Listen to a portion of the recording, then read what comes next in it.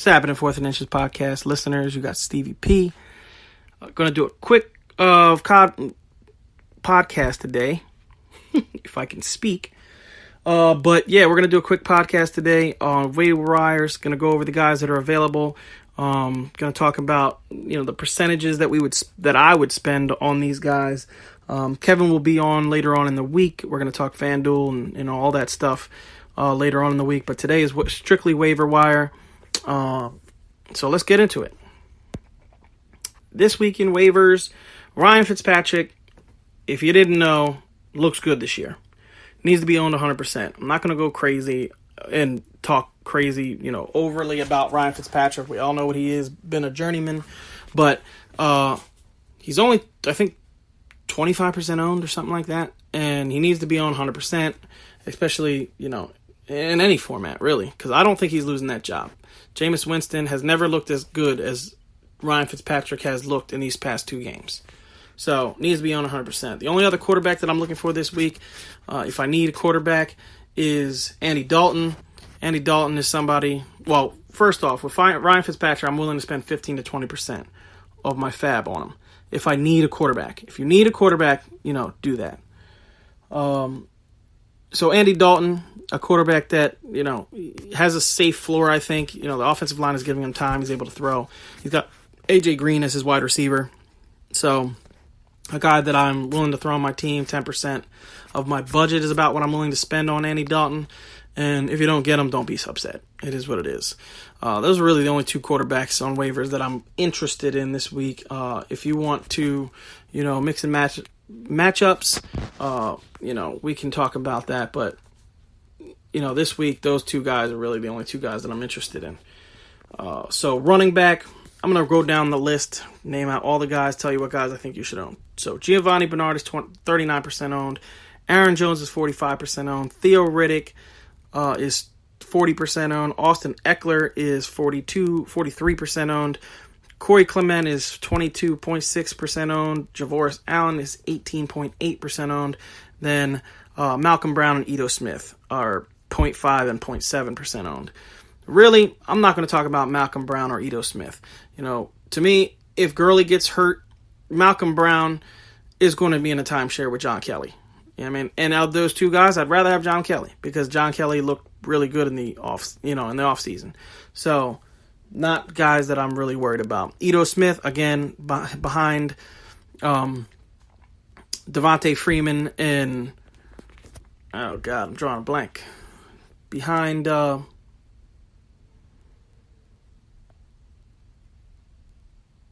going to kill me. Anyway, Ito Smith, not a guy that I'm worried about at all. He's the third string running back on Tevin Coleman. Sorry, guys, drew a blank. But, behind Tevin Coleman and Devontae Freeman, if Coleman goes down, from what I understand, Freeman is day-to-day. That's what the team is saying. So he could be back next week, but you're going to definitely playing Coleman this week. So if Freeman goes, comes back, then it's a guy that you're going to want. So not a guy you're not going to want. Ito Smith is not somebody that I'm even worried about. Now, Giovanni Bernard needs to be 100% owned. Aaron Jones needs to be 100% owned. Theo Riddick in PPR needs to be 100% owned. Austin Eckler, this is a PPR podcast, guys, so, these numbers are for PPR, period. Austin Eckler, another guy, needs to be 100% owned. He's looked good. He's looked good behind Melvin Gordon, and he's getting work with Melvin Gordon getting work. So, and if Melvin Gordon goes down, he's a top 12 guy for me. So, Austin Eckler needs to be 100% owned. Corey Clement needs to be owned. I don't know how much money I'm throwing on Corey Clement, only because Jay Ajayi. See, Jay Ajayi's banged up.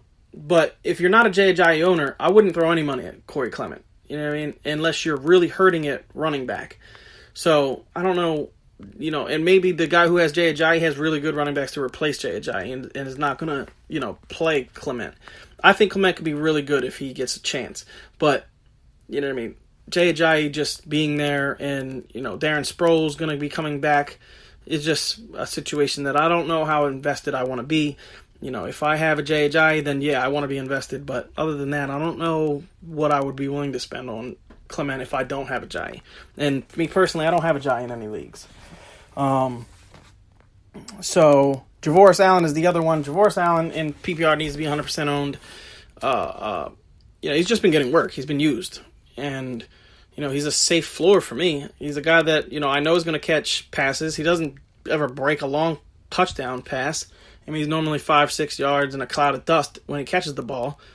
But he catches 6 balls a game. So, a guy that, and he was using the goal line last week. So, a guy that I want on my lineup. Well, a lot on my bench, definitely.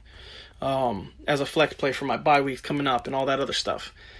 So, at wide receiver, you have John Brown at 24%, Chris Godwin at 34%, Geronimo Allison at 9%, Ted Ginn at 38.5%. You got Keelan Cole at 48%. You got Antonio Callaway at 3%, Mike Williams at 35%, and Jarius Wright at 0.1%.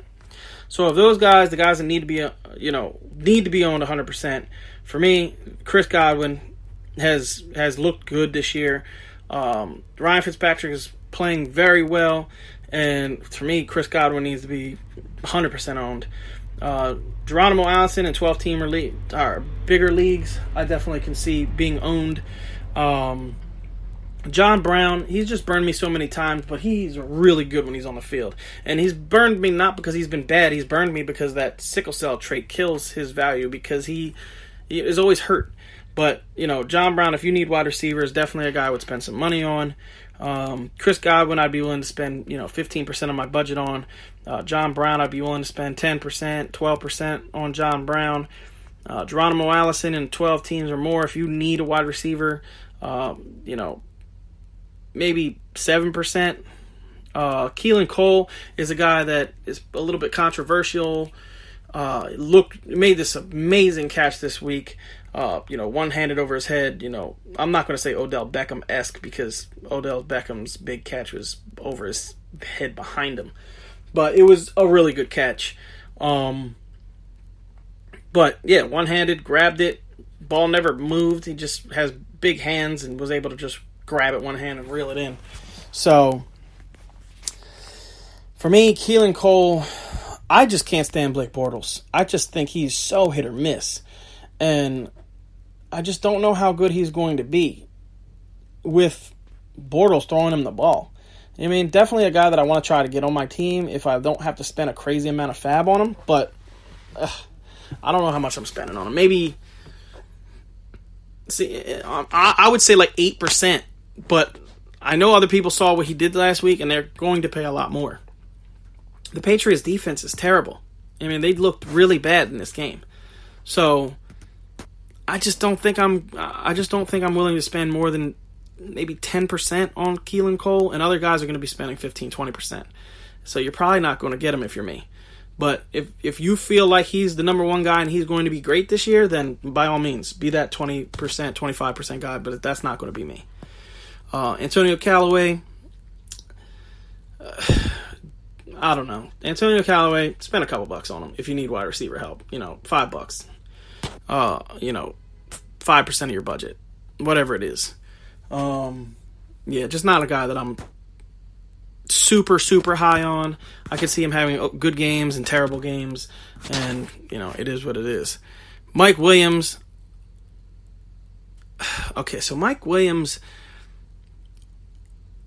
he looks good when he's getting targets, but for some reason, I don't know, like last week he got that touchdown, and then that was basically it. He didn't really do anything. And in the week one, you had guys, Travis Benjamin dropping passes, and the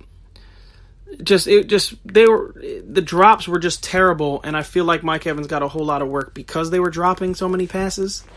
So, a guy that I like, but I don't know how much I'm spending on him. You know what I mean? If you want to get him on your lineup and you think, I would be cool with like 10% because I think he has the talent. And maybe later on in the year he really starts getting targeted. If he starts hitting 6-7 targets a game, I would 100% love to have him on every team. But, I don't know. I just don't know. I think next year is Mike Wallace's year. it's going to be the year where you really are going to want Mike Wallace on your team. This year, I think he'll just be okay. Jarius Allen. Oh, no, I'm sorry. Jarius Wright. Jarius Wright is 0.1% owned. He had a good game, but not going to spend any money on Jarius Wright. So if you guys want to do that, go ahead. Eric Ebron is only 35% owned. Not exactly sure why, because he has scored 2 touchdowns. And for me, tight ends, you want guys that are going to score touchdowns. So, I want a guy that is scoring touchdowns on an offense that throws the ball to the tight end. So for me, I think he should be higher owned, at least 70%, 80% owned, and he's just not. I don't really understand that, but do I think he's going to be amazing? No, by no means do I think Eric Ebron is going to be amazing this year, but he's getting red zone looks, guys. And for tight ends, as scarce as that position is, there's basically 6 guys that you feel like you can start every single week, and after that, it's a crapshoot. So, for me, why not? O.J. Howard is another one. O.J. Howard's only 21% owned, needs to be owned in more leagues. Austin Seferian-Jenkins is another one, only owned in 30% of leagues, needs to be owned. Don't know how much I'm spending on these guys, but, those 3 names right there are guys that, I want on my team, and I'm okay with, if you need a tight end, and there's other teams that need a tight end, because most likely there's probably 2 or 3 teams that need a tight end in your league. For O.J. Howard, I'm willing to spend 10, 12% on Eric Ebron, about the same. And with Austin Seferian-Jenkins, I'm willing to spend like 7%, 8%. And I feel like those guys will be good. I feel like, if they score a touchdown, you'll be happy. And they all have the capability of scoring touchdowns.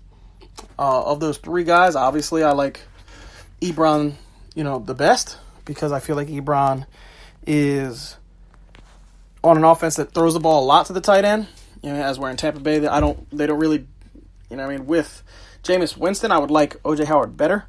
But Ryan Fitzpatrick, in week 1, O.J. Howard had, he had 7.4, points in a PPR, 2 for 54.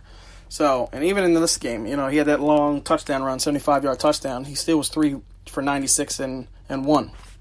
So, of those guys, Ebron is the guy that I'm willing to spend on, because I know he's in an offense that, throws to the tight end. All right, guys, so I don't normally talk defenses, but I'm going to say it. The Browns' defense is 5.5% owned. If you guys remember in, our podcast when we were talking about our league that me and Kevin are in together. No, I'm sorry, not the league that me and Kevin are in together. I did a podcast by myself talking about a 10-team league that I was in, and I took the Browns as my very last pick. And I know some of you probably were listening to that and were like, what the hell is this guy talking about? I know good defenses when I see it. And in the preseason, the Browns looked legit, right? They were getting at the passer. They were getting to the passer. They were, doing everything you want to see in a defense. And, just a team that I felt like was going to be good. I really felt like, I don't know about the team being good. I thought the defense was going to be really good. When you have a pass rush and, some play-making linebackers like Kirksey and guys like that, I just thought they were going to be a good team. They've spent a lot of draft picks on defensive players. At some point those guys got to gel together, and I think that's this year. So the Browns need to be owned in more leagues. You saw what they did last week. It was a heartbreaking loss because they missed the kicks, but the defense played well. 2 fumbles. I want to say they had a bunch of sacks. I want to say he got sacked 4 times, something like that. Drew Brees. So for me, they need to be owned. I mean, against Pittsburgh and New Orleans, two of the higher scoring teams in the league, teams that average over 20 points a game, easily. They held them to 21-21. So, they get the Jets this week. They get Oakland the week after that. They get Baltimore the week after that. They get the Chargers as their first, next real test. They get Tampa Bay as another test, and Pittsburgh again.